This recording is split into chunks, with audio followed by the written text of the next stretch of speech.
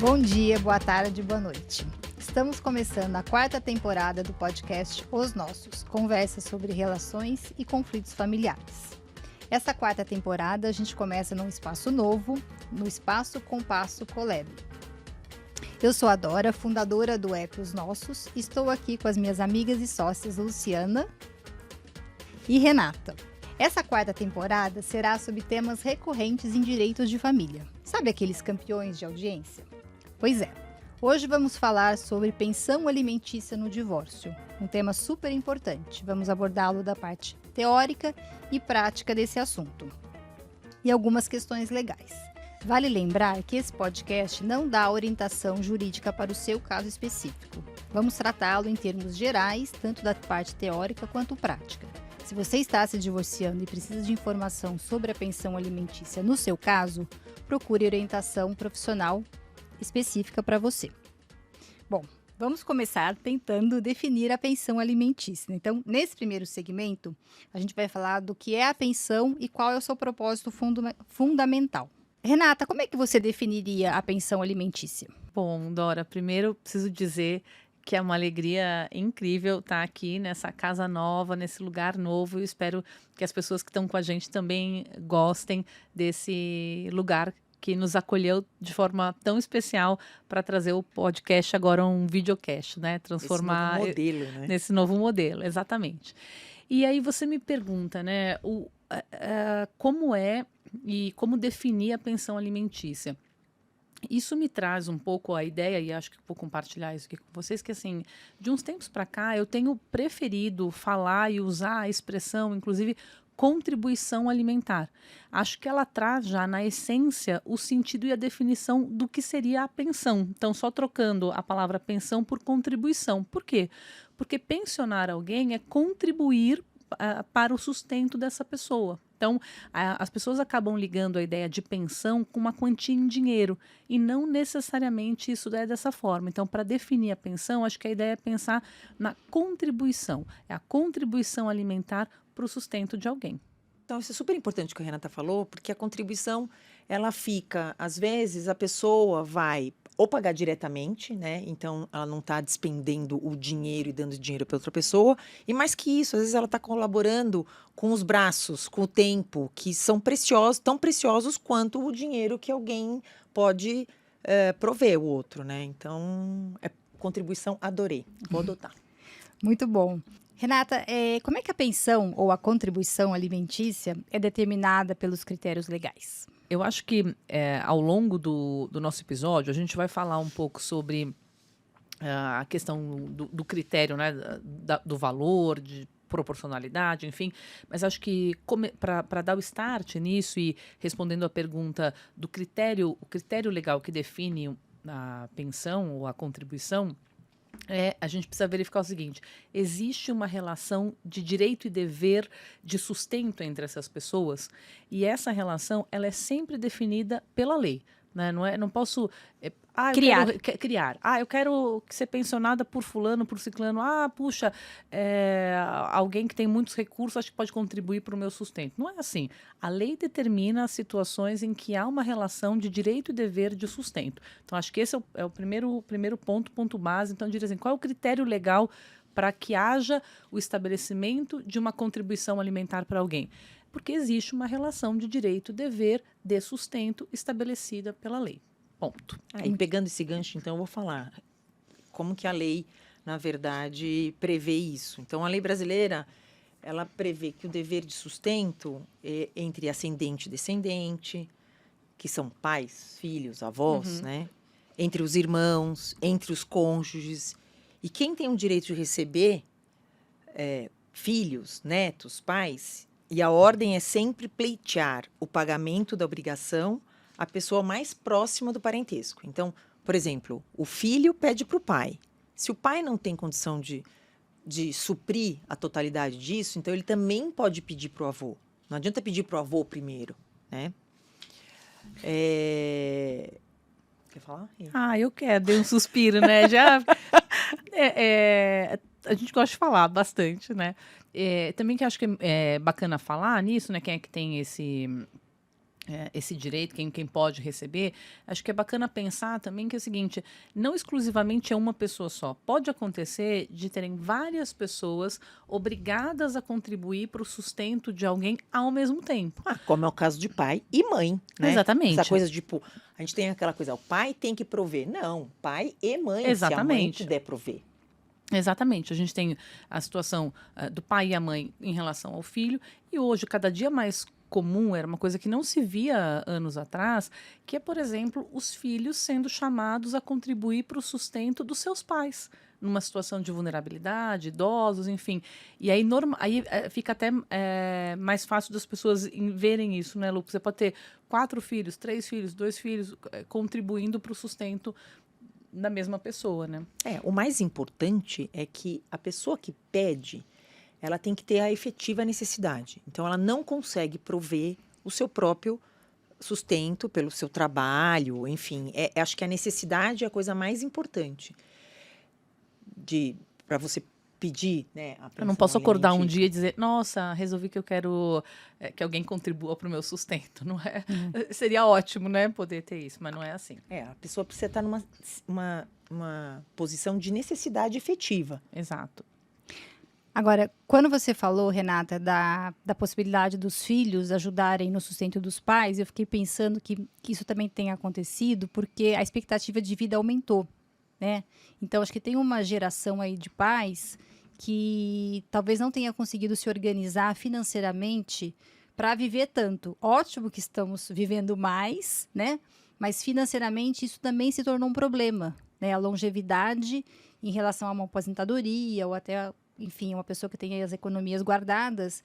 Então, acho que isso gerou uma necessidade maior dos filhos contribuírem, porque em alguns casos a conta não fecha. Não, né? As Dora, pessoas... eu acho que cada vez mais eu tenho vários amigos que a gente conversa e fala, puxa, eu tô pagando o seguro-saúde do meu pai, tô pagando o seguro-saúde da minha mãe, Sim. até às vezes dos avós.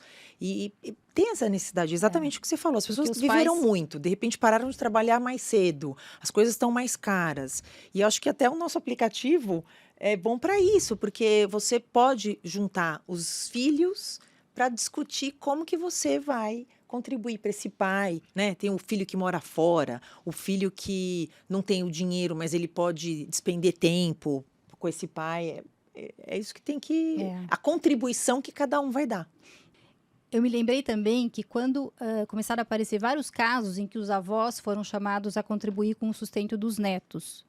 Eu não me lembro se na época houve uma inovação legislativa ou se foi uma tendência da jurisprudência, né, das decisões, de convocar esses avós. Porque quando isso começou a acontecer com mais frequência, foi muito comentado, né? Porque eu não sei se não estava na lei ou se os casos não eram decididos nesse sentido. Alguns pais na faixa dos 50 anos com uma dificuldade profissional e esses avós sendo convocados, né? Então, são várias realmente, como você falou, as possibilidades aí do pagamento de pensão. Bom, muito bem. Agora a gente vai entrar na parte mais prática da pensão alimentícia, né? Como calcular essa pensão? Então, quero saber da Luciana, quais são os métodos, as fórmulas comuns para o cálculo da pensão?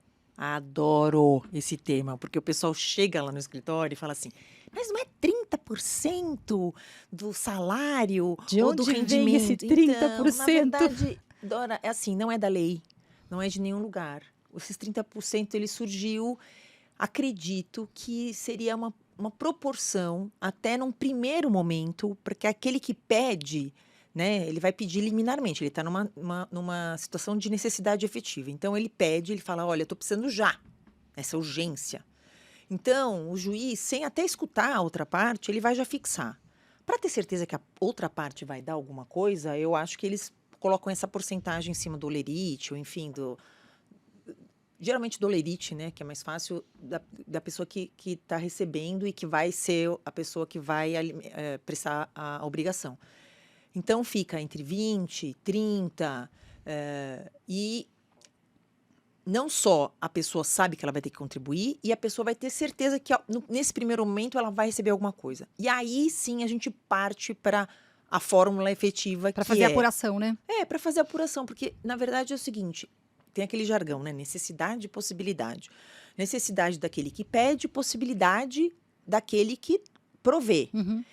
E ultimamente a gente tem até falado da razoabilidade, porque também é isso. Olha, eu quero 30% do que o meu pai ganha na empresa multimilionária dele. Você não precisa de tudo Eu isso. também. Né?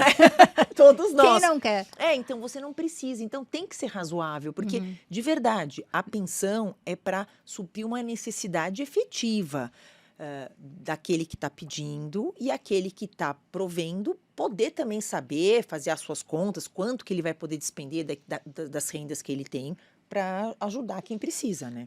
A pensão, ela não é um fator e não deve ser um elemento para gerar a riqueza de quem recebe, né? A ideia não é um enriquecimento, a ideia é o sustento, que é bem diferente, né?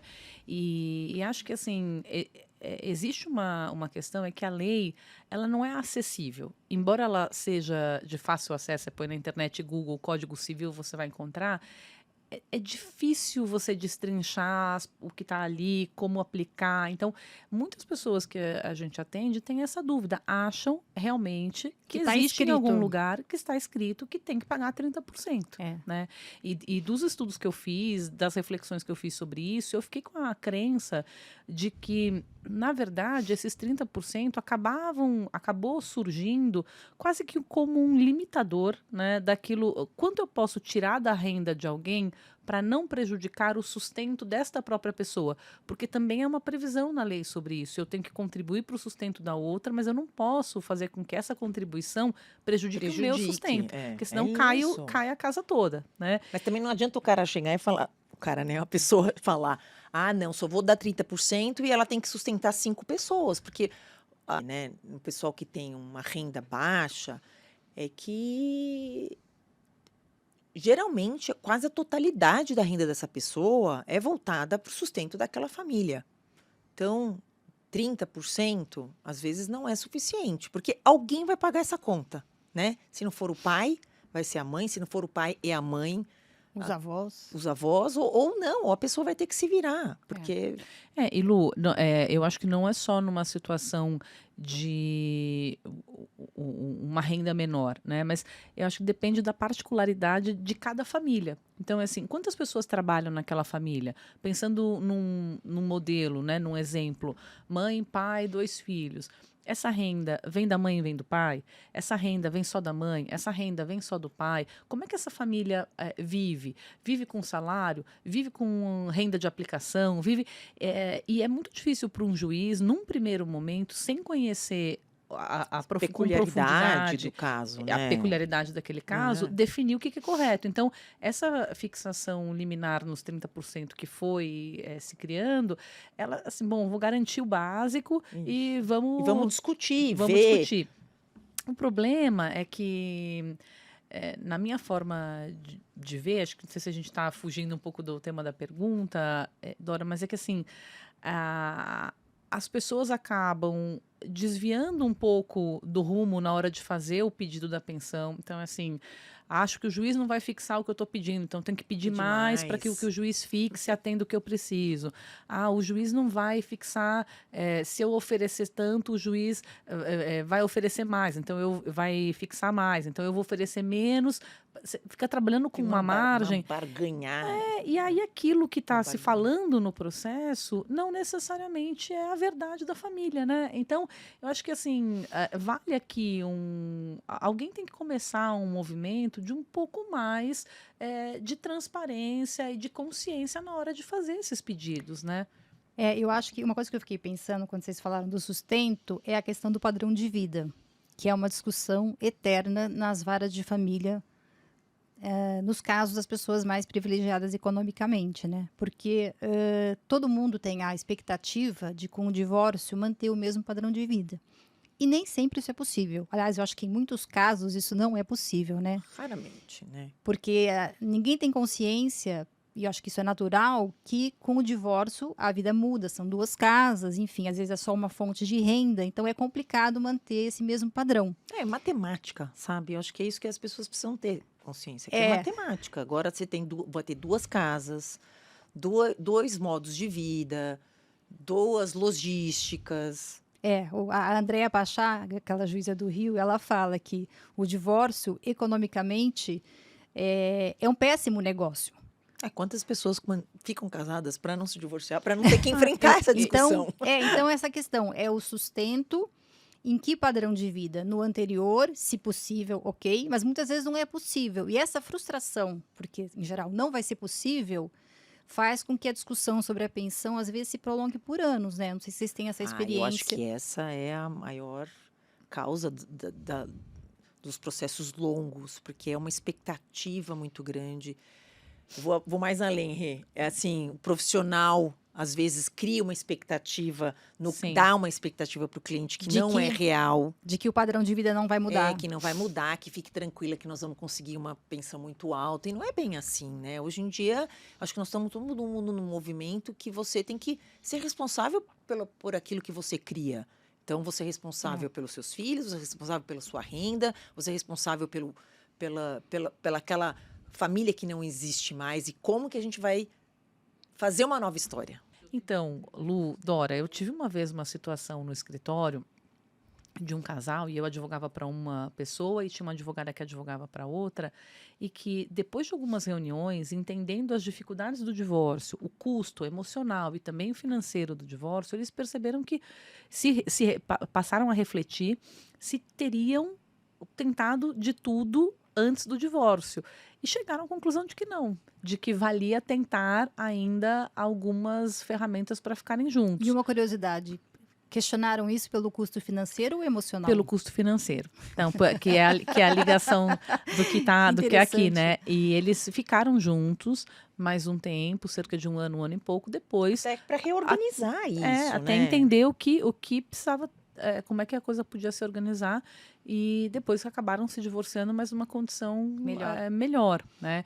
E a Lu estava dizendo aí, né, da responsabilidade, da autorresponsabilização.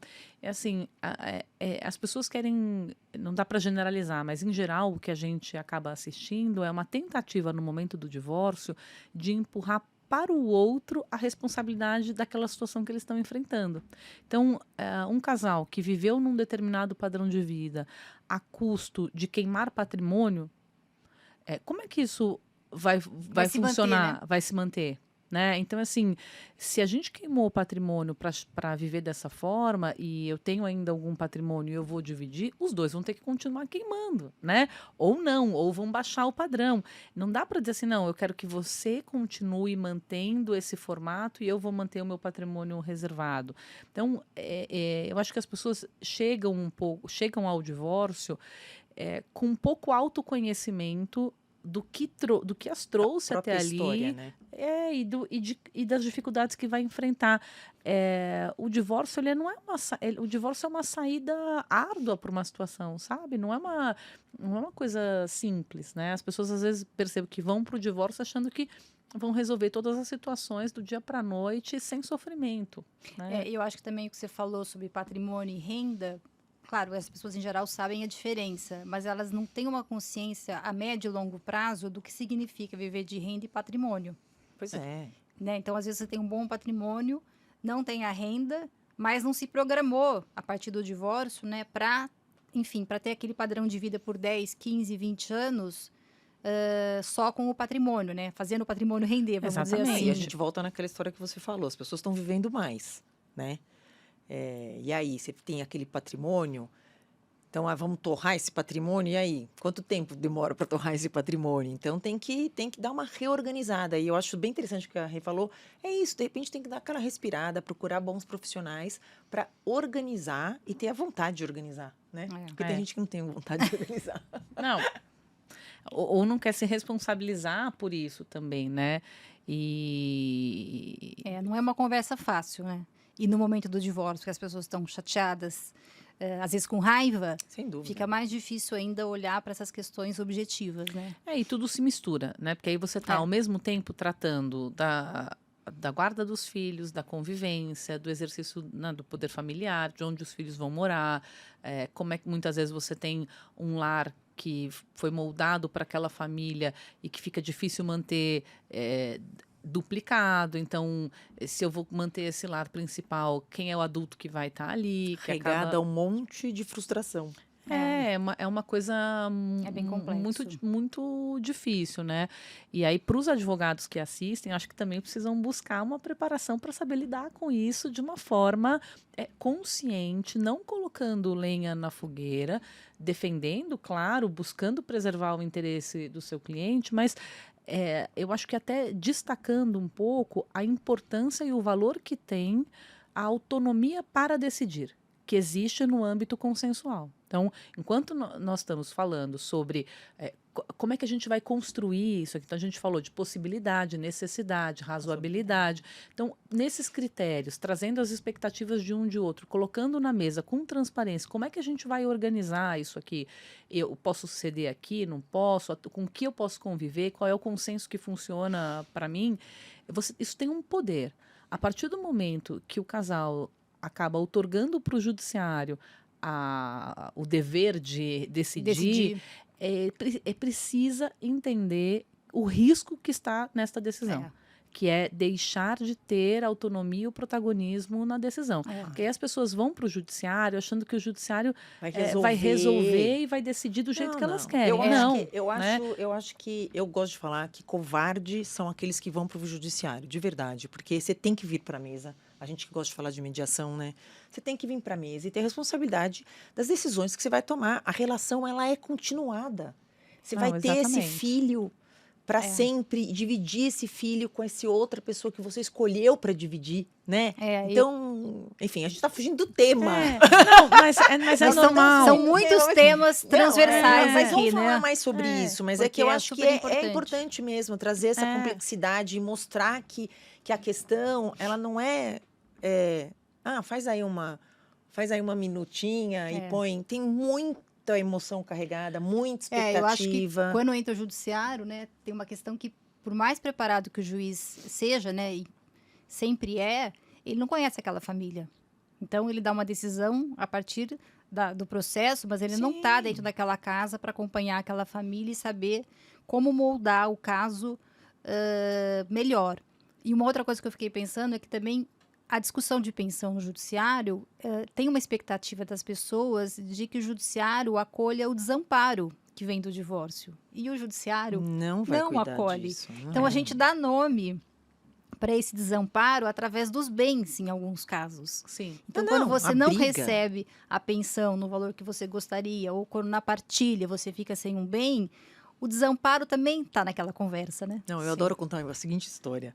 Uma vez, quando eu era Lá vem, recém-formada. Senta que lá vem história. Eu era recém-formada. E aí, um casal super bem de vida, uma condição econômica ótima. Eles eram casados de separação total de bens. E eles brigaram por conta de um tapete de zebra. Gente, não, juro. Persa, pelo menos? Persa, pelo menos? Não, aquela zebra. Sabe quando você pega a zebra e põe no chão? Não, então a história era a pelinho. seguinte. O que aconteceu? Eles foram passar a lua de mel na África e trouxeram o tapete de zebra. Cara, mas eles estão se divorciando, querem um negócio da lua de mel. Mas foi essa a pergunta que eu fiz para os dois. E aí, na verdade, eu estava advogando para a moça. E aí ela virou e falou assim, eu falei assim, mas para que você quer esse tapete? Ah, mas é que eu comprei na minha lua de mel. Eu falei, mas meu Deus, mais uma razão, porque eu se fosse você, eu ia pisar. A lua de mel desse casamento, né? Eu ia pisar, né? Então, mas na verdade é isso que a gente está falando. É o desamparo, né? É o desamparo, o que você falou, é o desamparo. E aí a pessoa, o profissional e os profissionais envolvidos têm que tomar cuidado para chegar uma hora e falar, chega. Vamos reorganizar e perguntar por que é o tapete de zebra. E eu nem sei quem ficou com o tapete de zebra. Eu nem lembro quem era o tapete de zebra, mas... Porque, na verdade, não era o tapete, né? Lógico que não é um tapete de zebra. Era descontar a raiva naquilo. Mas vamos voltar à pensão alimentícia. Muito bom. Lu, comenta um pouco pra gente os casos especiais de pensão para filhos menores e cônjuges. Bom, então... Ex-cônjuges, na verdade, né? Ex-cônjuges. Então, vamos falar de novo que é o seguinte, o menor, né, pai para filho, a pensão alimentícia ela decorre desse poder familiar. Então, nesse caso, a necessidade da criança ela é presumida. É uma vulnerabilidade presumida, posso dizer? Não, eu falaria de necessidade porque é bem a previsão da lei, né? A possibilidade e a necessidade. E que eu acho que essa explicação que a Lu está fazendo é importante porque muitas vezes o cônjuge se coloca numa posição paralela ao filho, sabe? De que como se o dever de sustento fosse igual entre cônjuges e do pai e da mãe para o filho. Então, no sentido de lembrar que assim a pensão alimentícia ela tem natureza diferente quando ela é, entre pai, ascendente e descendente e entre cônjuges. E de um lado tem o poder familiar que a Lu falou, então assim, é um dever de sustento que vem desse poder familiar, que existe pela regra, né, cega, durante o período da menoridade, que vai até os 18 anos. Hoje ainda tem pessoas que pensam que a gente ainda tem até 21, essa questão da idade, mas não 18. Mas como com 18 anos as pessoas não conseguindo se sustentar, né? Então, a jurisprudência acaba estendendo até após a universidade, ou 24 anos, é o padrão que tem se praticado em geral, não serve para todo mundo. Tem situações em que com 18 anos os filhos acabam gerando uma renda maior até do que o salário dos pais. Então, depende muito da realidade daquela família, né? E na questão do cônjuge é diferente, né, Lu? Vem de outro lugar essa pensão. Dever de sustento mútuo que a relação proporcionou. Só que aí que uma hora que essa relação ela acaba, você vai olhar para onde, né? Eu imagino até que o conjunto probatório seja diferente, né? O processo em relação se for uma pensão para os filhos e se Sem for dúvida, pro, porque a pro criança é ex ou pra presumida. ex. Todo mundo sabe que a criança, uma criança de 10 anos, Não 15 tem anos, como- não consegue pagar escola, não consegue ir ao supermercado. Então, você tem que ter uma outra atenção. Enquanto que o cônjuge, né, são maiores capazes profissionais ou não, ou se não são profissionais, são capazes de Exatamente. ir atrás de... Então, assim, o que hoje em dia acontece é que você tem até uma... O pessoal é mais... Eu gosto de falar que o judiciário é madrasto hoje em dia, né? Porque Bem antes mais rígido tinha... na fixação da pensão entre cônjuges, né? Totalmente, Nisso que você porque está antes... dizendo. Isso. Era assim, ai, coitada daquela mulher que sempre foi sustentada pelo marido e agora ela está desamparada. Hoje em dia, são raras as pessoas que não têm uma profissão ou que são sustentadas pelo marido, ou, mais que isso, o judiciário até existe essas pessoas, mas aí ele fala, bom, Corre atrás. isso. E isso. um tempo de adaptação. Então, normalmente, a pensão alimentícia entre cônjuges, que é essa que vem da solidariedade familiar, da relação, ela tem um tempo determinado, ela tem critérios diferentes. O padrão de vida, na minha visão, do que eu tenho acompanhado, não é tão valorizado pelo Poder Judiciário como é na questão dos filhos. E não Sim. mais vitalícia, né? E não vitalícia. A não né? ser que você encontre Raríssimo. um juiz, talvez mais idoso, conservador. Não, porque há anos atrás, há décadas atrás, a mulher que não tinha se profissionalizado, dificilmente ela faria isso pelos 40, 50 anos. E hoje tudo mudou. Você pode começar uma carreira a qualquer momento, ou você pode ter um trabalho a qualquer momento. Sem dúvida. Então, acho que o judiciário também se ajustou a isso, né? E no passado existia para a mulher um lugar social que não era o do trabalho, né? Então, a mulher que ia se profissionalizar, ela estava rompendo barreiras, né? Acho que isso é o inverso hoje, né? Então, a pessoa pode... Claro, eu estou dizendo assim, eu não posso escolher não trabalhar? Claro que pode escolher não trabalhar, mas a questão é que precisa se responsabilizar por essa escolha também, né? Muito bom. Próprio e o parceiro, ou a cônjuge, ou enfim, que também apoiou isso, né? Não, Meu sonho de sim. consumo é escrever fazer uma tese sobre a responsabilidade das escolhas que são feitas, porque quantas vezes você não escuta assim, Sim. ele não me deixou trabalhar, ou ela não quis trabalhar. Pera um pouco, a decisão foi tomada pelos dois. Então, por isso que o Poder Judiciário, ele reorganiza e ele fala, bom, tá bom, um tempo foi assim, a realidade agora é outra, vamos organizar o que vocês podem fazer para cada um se sustentar, né? Muito bom. Eu posso só falar uma coisa? Claro. Que eu tenho até observado, assim, das consultas em geral, a maior parte do tempo, muitas vezes, as pessoas passam falando do outro, né? Sim. Das atitudes Nossa, do muito, outro muito, e tal. muito. São poucas as pessoas que... Fala autoanálise, ninguém se que falam autoanálise. de si. E aí, eu, como advogada, tenho sempre esse olhar de Esse trazer convite. um pouco, né? E qual foi sua participação para isso? E é uma coisa que é interessante, né? Eu faço sempre na mediação esse convite para as pessoas falarem em primeira pessoa. Eu falo, pode falar o que você quiser. Eu não gosto, eu fico pé da vida, eu detesto, me irrita, me chateia, eu não Sim. aceito, mas fala de si. Aí, a partir disso, o outro fala, enfim. E aí vai haver um diálogo, né? Porque a tendência é realmente falar do outro. É interessante. Muito bom. Rê, agora eu queria saber um pouquinho sobre a famosa ação revisional de alimentos, né? A gente sabe que tem tanta ação revisional. Comenta um pouquinho aí como é que é esse contexto. A Luciana já até arrepia. Me Dá dá arrepio, dá Dá arrepio. arrepio, Vocês acham que é a ação dá mais recorrente no palpitação. escritório de vocês, talvez? Ai, não. Não? Não, mas é que o que me dá arrepio, por isso que eu tô a palpitação e etc e tal, não é nem, na minha visão, não é nem pelo volume das ações, mas é pela forma como ela é entendida pelas pessoas e como muitos profissionais acabam tratando. Vendendo uma ação. Não, faz aí qualquer acordo, depois a gente faz uma revisional.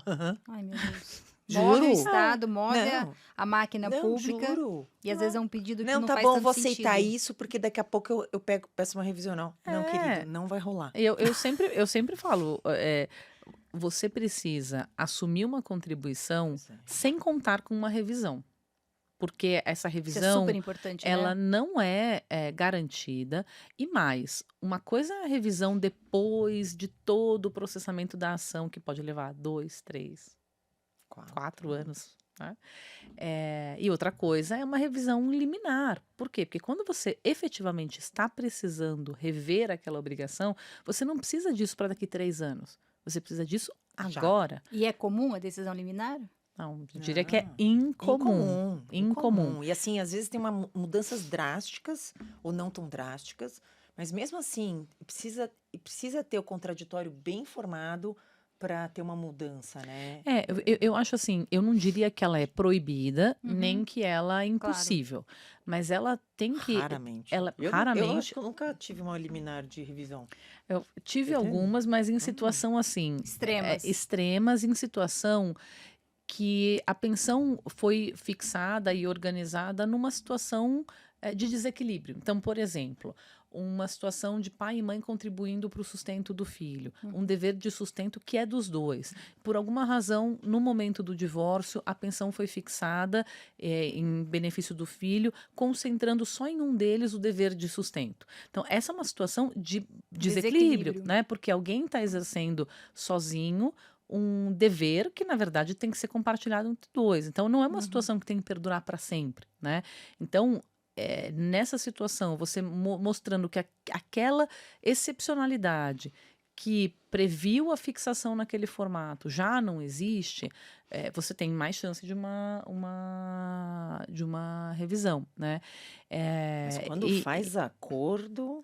Quando faz acordo, para você ter uma... É pior. Sim, é pior. Pra conseguir a revisão. Sim, porque aí você fez um Você acordo, você se pressupõe que- comprometeu, você organizou. Por isso que é muito importante não fazer esses acordos, tipo, faz aí que depois a gente faz uma revisional. Não vai rolar. Quando de você verdade. faz. O que eu percebo? Quando o juiz recebe uma pensão alimentícia fixada num acordo, ele pressupõe Que as que as partes- Teve partes reflexão, tinham foram condição orientadas. e mais, Lu, de prever os riscos dali para frente. Uhum. Só que isso não é totalmente verdade, né? Porque até numa situação como essa, em que você fixa de uma forma, só um paga a pensão até que o outro se restabeleça, ou por um tempo para que a pessoa possa se reorganizar, organizar. é uma situação. Agora, se você tem mãe e pai que já trabalham e que têm renda e você fixa aplicando a proporcionalidade desses rendimentos, a tendência é que isso se perpetue, né? Quer dizer, eu não estou dizendo que a mãe e o pai têm que necessariamente pagar a mesma coisa, Sim. porque a proporcionalidade existe. O que você não pode é que também concentra exclusivamente em um, o outro não contribui e perpetua aquela situação. Agora, você me perguntou, né, quando que isso, como é que funciona, né? Pela nossa legislação, a revisional, ela é permitida, ela existe no sistema, e para que ela seja possível, tem que haver uma mudança fática, Uhum. relevante e que altere um daqueles pressupostos que a gente condição. falou, a condição, a possibilidade ou a necessidade. Então, ela realmente existe, mas é que não é simples, né? E eu acho que ela é vendida em geral ou anunciada como uma Banalizada, né? ferramenta mais simples de aplicar do que ela é efetivamente na prática. Isso gera uma expectativa muito ruim nas pessoas e tira um pouco daquela responsabilidade necessária na hora da fixação, né? Sem Se eu errar dúvida. aqui, eu conserto ali na frente. Não, não é assim. Nossa, a que custo, né, esse É. conserto? Então, não é assim que funciona, né? Muito bom. E aí, assim, a revisional é um tema super recorrente, né, no direito de família, falando de alimentos. E o outro tema muito recorrente aqui, que vai ser o nosso último hoje, é o descumprimento. Então, queria que a Luciana comentasse um pouco aí como é que fica quando há um descumprimento, né, quando há um não pagamento da pensão. Então, Quais são as consequências? as consequências é o que todo mundo teme, né? Né? Ai, Eu vou o ser preso, ou não quero assumir essa obrigação, porque senão ela pode me prender, ou ele pode me prender, enfim. Como é que funciona?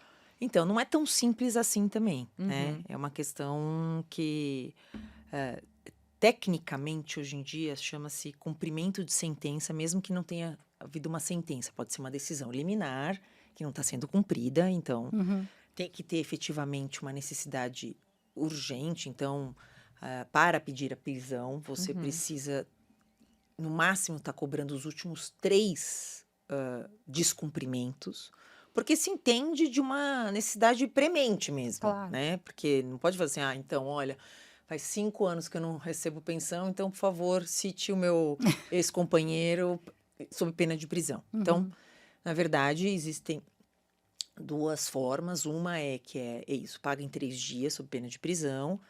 Na verdade, se não pagar, a parte tem que apresentar uma defesa e aí vai se discutir. Obviamente que a defesa ela é limitada, né? Você não pode rediscutir A causa, né? a causa em si, né? Então, por isso que a gente até fala para os nossos clientes, olha, você quer rediscutir e não quer ter a probabilidade de ter um mandado de prisão expedido, vamos entrar com essa revisional, mesmo que essa revisional não seja liminarmente concedida, porque lá na frente, depois que chegar a uma conclusão, vai retroagir a data da citação, né? Tinha Uhum. até uma época que não era assim, né? Era um Ai, horror, não. pesadelo, assim, que era assim, não tinha discussão. Enquanto você não tinha uma sentença, enfim, não retroagia, era um caos. Enfim, Mas, de qualquer maneira, o pedido de prisão se justifica se forem 3 meses sem pagamento. os 3 últimos, por quê? Porque, gente, a sanção da prisão é muito severa. Até porque quem tá preso não pode trabalhar, né? Sem dúvida. É que assim,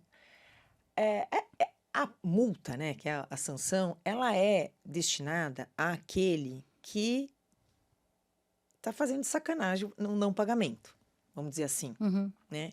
Só que o problema é que as pessoas que não estão fazendo sacanagem e não têm como pagar mesmo, acabam sendo presas.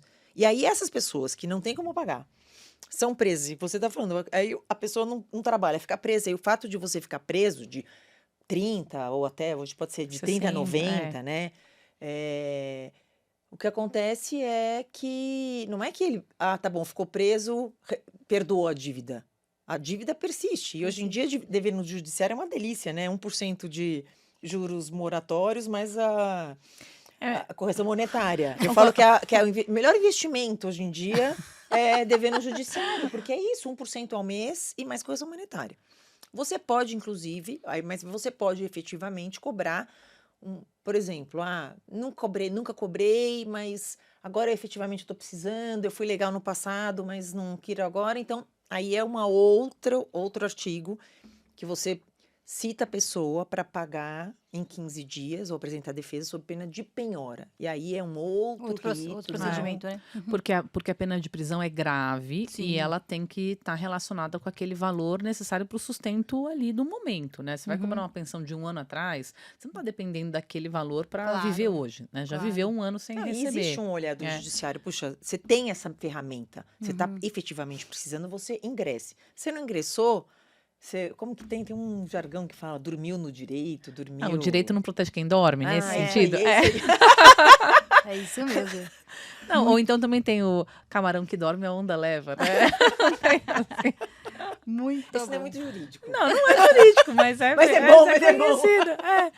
Mas pensando nessa questão só da execução, o que eu vejo, assim? A ideia não é que a pessoa vá presa. Né? A situação, ela não existe para isso. É que por trás dessa situação tem uma coisa assim: se você for preso, é porque realmente você É uma pressão é uma pro pagamento, pressão, né? né? uma Então é uma pressão. coação e tal. Agora, eu já Só tem vi gente que não tem, pessoas né? dizendo, então vai, fique preso e tal, porque aí também vai ficar demonstrado que você não pode pagar. É uma situação simples, gente. Até falar assim, mas você não vai pra cadeia, você vai não sei o quê. Cara, Não, não, não não é. trabalhem com essa ideia Não, E é eu também, já né? verdade tive também cliente que falou que assim, tá bom. Um cliente, faz muitos anos, eu falei, tá bom, eu vou. Que me prenda. Eu falei assim, não é legal. e Não, também a prisão não diferencia quem não tá pagando porque não pode ou por sacanagem, né? é. Sim, É não. que quem Não. não está pagando por sacanagem, na hora H, paga. Né? O que Na verdade, dizem não é é nem aquela coisa sacanagem. assim, Não, mas o eu vou te. dinheiro aparece, né? É que, sabe? É que a gente vai entrar numa questão É, jurídica bem complicada. Por A gente pode fazer um exemplo. outro episódio Não, nós vamos pode. fazer, mas o para falar problema disso. todo é que, assim, às vezes você está discutindo esse valor. E se você já não está pagando esse valor, ele já é devido. Só que se eu pago, e como eles são irrepetíveis, quer dizer, se eu Uhum. paguei, eu não vou tirar de volta, É. eu tô. Na verdade, eu tenho que pagar para não ser preso, mas se eu pagar, eu também não vou receber de volta. É, Se e- eu tiver uma sentença lá na frente Que que vai resolva mudar. diferente. Então, e é essa. complicado isso. Mas por isso que os juízes, nesses casos assim, eles também não mandam prender a qualquer custo. E eu acho, Lu, que assim, esse é um ponto também que aí, para especificamente advogados, juízes, promotores que podem estar assistindo, acho que vale uma reflexão sobre essa questão do ponto de vista técnico, né? Porque, Sem assim, efetivamente existem 2 pesos e 2 medidas com relação a esses alimentos não pagos durante o curso da ação que fixa a pensão. Nem vou chegar na história da revisional, mas na inicial, Sim, na, sim. na ação base, né? Uhum. Por quê? Porque tem o que a Lu falou da questão dos alimentos irrepetíveis. Então, uma vez pagos, eles não podem ser devolvidos. Tá bom. Então, imagina que você tem lá uma ação que demorou 1 ano e durante 1 ano, depois de 1 ano, o juiz chegou à conclusão de que aquele valor fixado inicialmente, ele era maior do que o que efetivamente era necessário. Então, ele fixa uma pensão lá no final menor. E o devedor de alimentos, o contribuinte, ele pagou isso. Ele não vai poder ter de volta esse valor. Agora, se ele não tivesse pago e ele tivesse uma execução contra ele, ele podia teria o ser argumento de. preso. Não, mas imagina que não foi preso, aí saiu a sentença, você tem um espaço para dizer, então vamos recalcular esse débito porque eu ainda não paguei. Sim. Então, o próprio fato de você tratar com 2 pesos e 2 medidas Exato. como você lida com os alimentos provisórios gera o incentivo inadimplemento, na minha forma Sem de ver. dúvida. Por quê? Agora, se o juiz fixa uma pensão menor no início e depois uma pensão maior, a pessoa pode cobrar a diferença. Né? Então, na expectativa de chegar à sentença, o devedor também acaba não pagando. Por quê? Por sacanagem? Muitas vezes não por sacanagem, mas porque se ele paga, ele não pode discutir, não é que é isso sacanagem, que é que a assim, Lu falou. ele sabe que não é devido, Né? tá claramente excessivo, ele tem o direito de discutir. Agora, não é certo isso, né? Porque não é porque você está do lado de um ou de outro que, então tá bacana, isso aqui. Agora, você pode estar do lado contrário um outro Sem dia. Eu acho que, dúvida. assim, então, como fazer para melhorar essa situação? Fixar pensões alimentícias liminares, então, que sejam destinadas ao básico? De modo que o pesado fique para o final, não tem uma resposta certa, mas é uma reflexão que é um tema importante. Essa questão, assim, a irrepetibilidade dos alimentos. Acho que porque sabe por quê? Isso acaba gerando responsabilidade. Porque se você sabe que você está pedindo um valor que a tendência é que seja diminuído, você também vai pegar esse recurso e vai ter um pouco de comedimento na hora de usar, porque você sabe que você pode ter que devolver. Agora, enquanto Sem isso não dúvida. existe, Isso é uma você não reflexão que tem. deveria ocorrer. Assim, Juízes, você contribui. prestem atenção. contribui para não responsabilização das pessoas, né? Muito bom. Bom, nosso tempo está acabando. Antes da gente encerrar, vocês querem dar uma dica, um conselho, qualquer coisa, para quem está vivendo essa situação, está discutindo a fixação de alimentos, seja pedindo ou como responsável financeiro ou uma revisional, enfim, quem está nesse contexto aí de discussão de pagamento de pensão ou de contribuição alimentar, qual que é a dica de vocês ou, enfim, a ponderação final? pergunta do milhão, né? Quer falar, Lu? Não, vai você.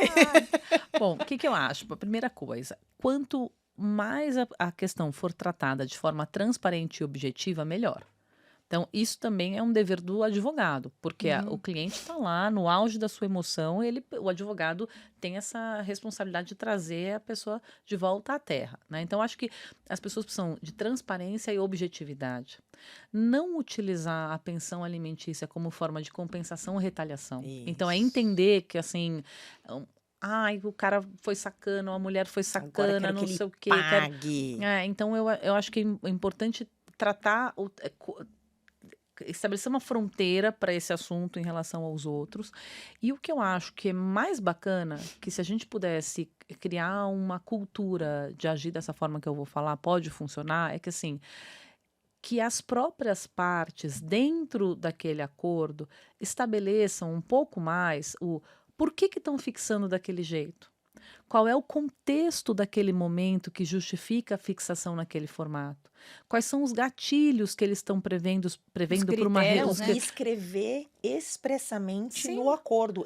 A gente fez. E diz assim, olha, o contexto atual é esse. Nós estamos fixando a pensão nesse formato por conta disso. Existe a expectativa de que as coisas evoluam para cá ou para cá.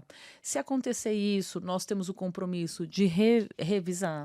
Se acontecer aquilo, nós temos o compromisso de fazer isso ou fazer aquilo. Por quê? Para que elas entendam que aquilo é uma obrigação dinâmica, que a contribuição alimentar é uma obrigação dinâmica e que é responsabilidade deles organizarem com esses gatilhos que vão gerar essa revisão. Por quê? Porque isso torna mais fácil até o trabalho do judiciário de entender, puxa, essa família pensou realmente no que ia acontecer no futuro. E agora isso aconteceu, alguém não está querendo cumprir aquilo que foi combinado. Acho que facilita também o trabalho do judiciário. Aí eu vou então agora dar minha dica. Sim. Vai lá, Lu. Conversem, né? Conversem, sejam transparentes. Pensem efetivamente na necessidade daquele que está pedindo, entenda a situação do outro. Sejam razoáveis. Não é porque tá bom para você que tá bom para o outro. Então, assim, não basta... Para o negócio funcionar, não pode ser bom só para um, né? E aí tem uma coisa, Lu, que eu acho que eu não sei como você está fazendo, mas eu tenho procurado fazer isso. Às vezes é complexo, mas eu acho que faz muito sentido, que é inclusive você pensar em fases. Se tem uma criança muito pequenininha que você sabe que vai mudar de fase, vá pensando nessas fases. Então, olha, hoje a pensão vai ser assim. Quando a criança entrar na escola, a pensão vai ser assado, a contribuição vai ser isso, vai ser aquilo. Assim, as pessoas realmente, sabe, pegarem a enxada e irem pra roça, entendeu? Entender que, cara, esse é o meu terreno, eu tenho que preparar, eu tenho que arar, eu tenho que não sei o quê, eu tenho que pra plantação poder subir direito, né? Se eu não estiver participando disso, a tendência de uma hora, aquilo que foi combinado, não atender nenhum nem outro, é enorme. Então, assim, basicamente... comprometimento com o que você está acordando e comprometimento, acho que esse é o mais legal. Comprometimento com aquele ser, principalmente quando você está falando de filhos, né? Com aquele ser que você tem que criar. Não fez sozinho, fez com a outra pessoa. Como que vai poder contribuir? Vamos organizar? Porque essa tranquilidade, né, Rê? Essa tranquilidade que essas crianças vão passar por um divórcio que foi consensual, que foi trabalhado, foi negociado, né? Que foi negociado, vai ter um reflexo a vida inteira para elas, né? Não, muito bom. Dúvida. Gente, infelizmente o nosso tempo está acabando. Eu quero agradecer essas advogadas maravilhosas que são minhas sócias, a Luciana e a Renata, que fazem comigo o aplicativo Os Nossos, porque elas são especialistas nesse assunto e muitos outros de família, e sem elas não seria tão divertido. Quero agradecer aqui o pessoal da Compasso Colab, nesse espaço muito legal que a gente está aqui nessa quarta temporada, começando o nosso primeiro videocast, então a gente está um pouco nervosas, dá um desconto. Primeiro de muitos. Ao infinito e além.